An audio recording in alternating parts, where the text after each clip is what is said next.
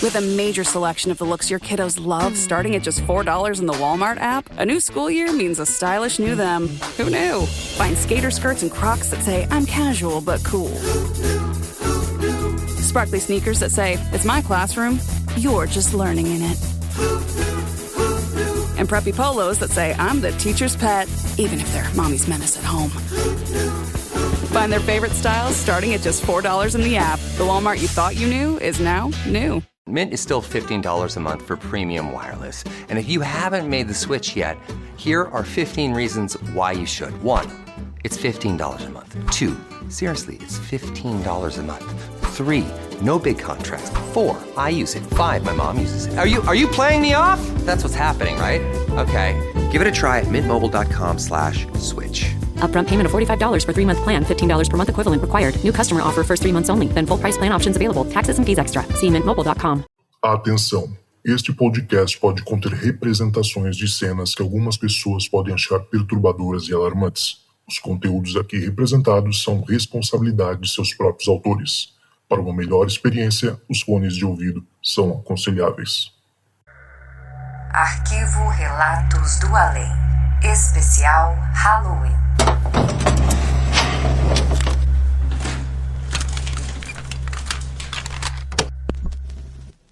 Olá, Zucas. Olá, amigos do Relatos do Além. Meu nome é Gustavo, eu tenho 40 anos, sou de Jaboticabal, interior de São Paulo. E antes de começar, eu queria dar os parabéns para vocês pelo sucesso que é o podcast Relatos do Além. Adoro o programa e estou muito contente que vocês venham alcançando tanto reconhecimento. Bom, eu quero contar algumas histórias que são da minha avó. Minha avó se chama Lina, ela tem hoje 85 anos, mora aqui com a gente em Jaboticabal, mas ela não é daqui, ela é de Cunha, interior de São Paulo. Na verdade, ela é de Campos Novos, que é um distrito de Cunha. Cunha é uma cidade que fica na Serra da Mantiqueira, perto da divisa com o Rio de Janeiro. E Campos Novos, hoje em dia, tem 3 mil habitantes esse distrito. Então você imagina lá nos anos 30 e 40 como esse local devia ser isolado.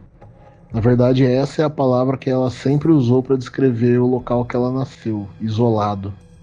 Não tinha uma vila, não tinha nada, era simplesmente um lugar com um nome. Uma casinha aqui e outra alguns quilômetros de distância. Eles não tinham luz elétrica, eles não tinham água encanada, eles não tinham nada lá. Segundo ela, eles não tinham nem vizinhos. Os vizinhos moravam todos muito longe, então nem se encontravam. O primeiro caos, porque na verdade ela me conta essas coisas como causos, o primeiro caos dela envolve Saci. Minha avó disse que uma vez ela estava retornando da roça com o pai e os irmãos, fim da tarde, comecinho da noite, para casa.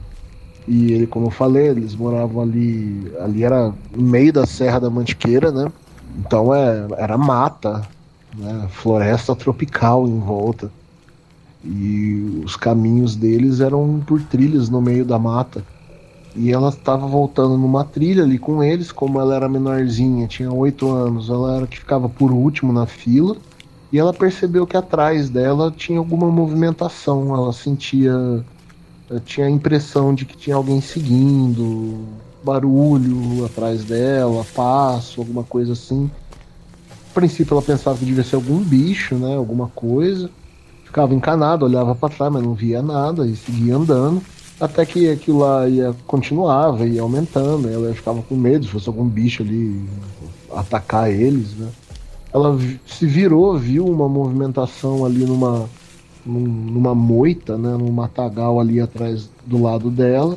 Aí, instinto de criança curiosa, ela foi até aquela moita, abriu a moita com os braços e, para surpresa dela, na frente dela, segundo a minha avó, tinha um serzinho da altura da cintura dela. Então é bem pequenininho, porque minha avó tinha 8 anos, se você pegar a altura da cintura de uma criança, né, de 8 anos, era bem pequenininho. E a palavra que ela sempre usou para descrever era um serzinho. Ela disse que esse serzinho tinha a altura da cintura dela, era magrinho, tinha uma perna só e era negro. Ela olhou para aquilo, tomou um susto Disse que ele tomou um susto também, deu um pulo e desapareceu no ar. Ela sempre enfatizou isso, que ele não pulou pra mata e sumiu. Não, ele pulou pra cima, na frente dela e desapareceu. Ela deixou de ser a criança curiosa, virou a criança assustada, foi correndo pra falar com o pai dela, explicou o que ela tinha visto, e o pai dela, calmo e tranquilamente, disse: isso é Saci, tem muito disso por aqui, né? Então ele já estava ligado nessas coisas, segundo ela, ele já tinha visto isso também. Bom, o segundo caos dela, esse aí já é um pouco mais assustador. Eles moravam numa casa de pau a pique, né? Numa clareira lá da mata, onde eles podiam também ter a rocinha deles ali, uma plantaçãozinha pequena em volta. Essa casinha de pau a pique deles, casa de pau a pique, para quem não sabe, é uma casa a estrutura dela é feita de bambu, né? Um pedaço de madeira, e ela é preenchida com uma massa de barro. Chão de terra batida, fogão a lenha, telhado de palha. Então, assim, eles eram muito, muito, muito pobres. Minha avó, ela fala que eles viviam que nem bicho, sabe? É a expressão dela. Então, ela diz que algumas vezes, não uma vez só, mas que era comum, algumas vezes aconteceu o seguinte: no meio da noite, quando estava todo mundo já em silêncio, preparado para dormir, a casa tinha um cômodo só, então dormia todo mundo junto, eles começavam a escutar barulhos de passos dando volta na casa do lado de fora, que às vezes parecia ser barulho de uma pessoa só, às vezes pareciam ser passos de mais de uma pessoa, que além desses passos eles ouviam uma espécie de lamento, uma espécie de gemido, sabe? Uma voz humana ou vozes humanas fazendo um som de dor, de tristeza, sabe?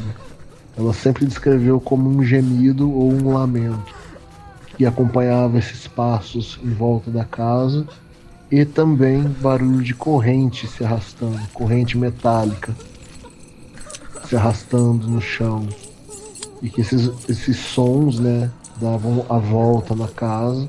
A casa era feita de barro com bambu, então às vezes tinha alguns furos, e ela ou os irmãos dela que tinham um pouquinho mais coragem se arriscavam a olhar e viam, tipo, alguma coisa passando por ali, né?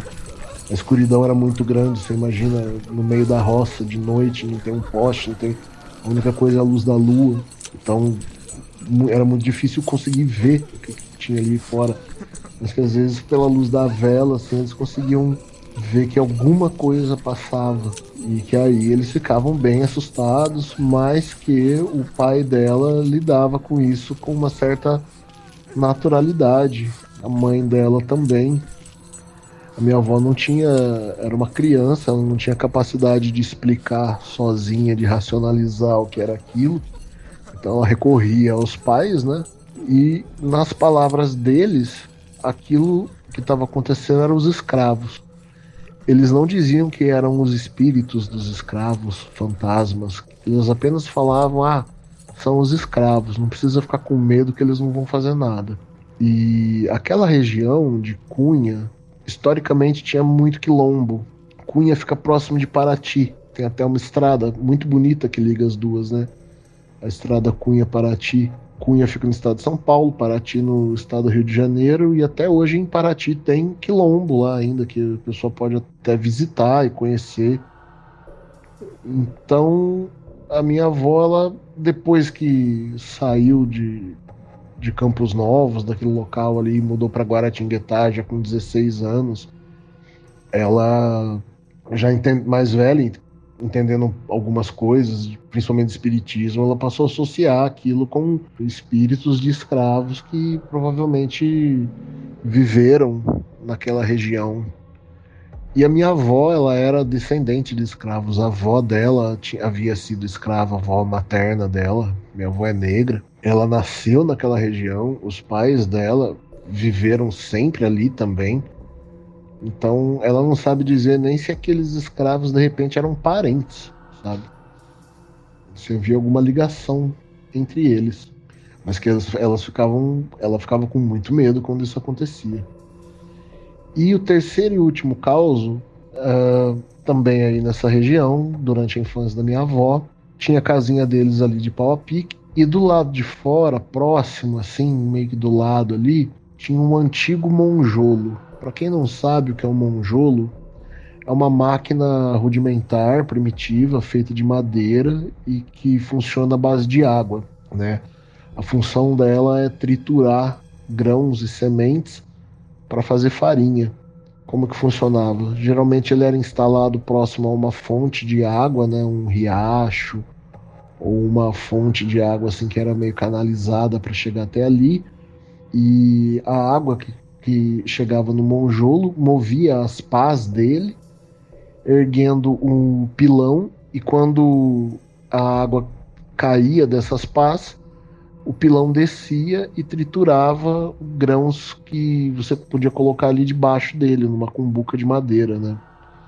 Só que a minha avó disse que esse monjolo nunca funcionou, que esse monjolo estava ali antes deles. Esse monjolo era muito antigo e ele não funcionava, porque as pás já estavam quebradas, tinha parte do monjolo quebrado que nem existia mais, então que ele não funcionava, né? Podia colocar o rio passando ali, a água descendo ali e tal, não ia erguer o pilão para depois ele descer e triturar, porque ele estava quebrado. Só que de noite, segundo ela, era comum ouvir aquele monjolo funcionando no meio da noite, aquele silêncio que faz na roça, né?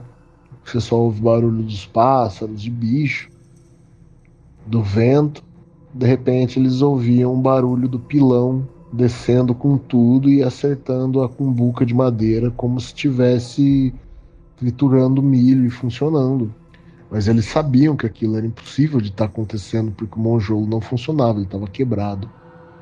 A única forma daquilo acontecer se alguém fosse lá, erguesse o pilão do monjolo com as mãos, soltasse, e aí ele ia triturar o grão ou a semente que estava ali embaixo. Mas eles moravam só eles ali, não existia mais ninguém em volta. Vizinhos moravam muito longe. Então, e isso acontecia com frequência, segundo ela. Então, a única explicação que eles podiam dar era de algo meio sobrenatural, sendo que eles nem conheciam essa palavra, né? Sobrenatural. Mas que era algo do além, né? Algo estranho, misterioso. E os pais dela não deixavam eles brincar no monjolo ou ficar perto do monjolo, nem de dia, porque diziam que aquele monjolo era mal assombrado, amaldiçoado, essas coisas. Então eles ficavam com bastante medo disso aí. Bom, com 16 anos minha avó mudou para Guaratinguetá, né? Fica ali perto. Fez a vida dela lá, trabalhando como empregada doméstica, faxineira. Aí ela conheceu o espiritismo e isso deu algumas explicações para ela sobre essas coisas, né? Que ela testemunhou na infância. E minha avó desenvolveu uma mediunidade muito forte. Eu cresci vendo a minha avó dando passe no centro espírita, participando da sessão na mesa do centro, incorporando espíritos e até mesmo psicografando. E a minha avó, ela só foi aprender a escrever quando eu já tinha de 8 para 9 anos, sabe? Ela sabia ler um pouquinho assim, mas ela não sabia escrever. Porém, eu tenho bem marcante para mim a lembrança de ver minha avó escrevendo cartas assim no centro, psicografando, escrevendo com fluidez, assim, sabe? E uma letra diferente da outra, de uma carta para outra. E isso marcou muito a gente, eu, meus primos, né? E a minha avó sempre foi uma pessoa muito simples, até hoje, né? Nunca contou essas histórias para ninguém, ela só contou pra gente porque criança curiosa, né? E a gente perguntava para ela e aí ela vinha e contava. A minha mãe, minhas tias ficavam bravas, falando que a gente ia ficar com medo, não ia dormir, e às vezes até ficava mesmo. Mas ela contava, pra gente, né? Não tinha por que inventar ou querer impressionar os netos, né? Essas histórias que ela contou fazem parte do folclore da família e a gente vira e mexe, relembra essas histórias e tenta tirar algum caos novo dela para ela contar pra gente. Bom, é isso, espero que vocês tenham gostado desses causos da minha avó, Dona Lina. Queria deixar mais uma vez os parabéns para vocês pelo sucesso do trabalho. Adoro Relatos do Além, aguardo todos os episódios e é isso. Um grande abraço para todos vocês.